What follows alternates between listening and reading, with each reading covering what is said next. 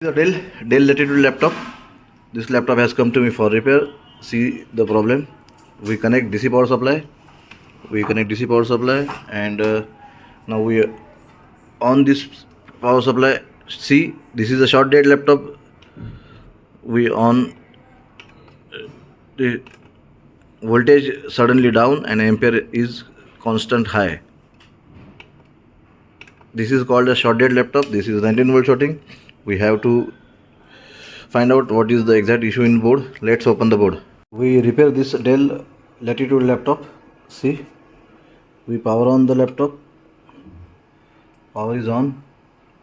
Ampere is taken. We replaced lots of components. See here, there is a lots of component damaged. We replace all components. See, pen drive, display pen drive also coming. Dell display also coming.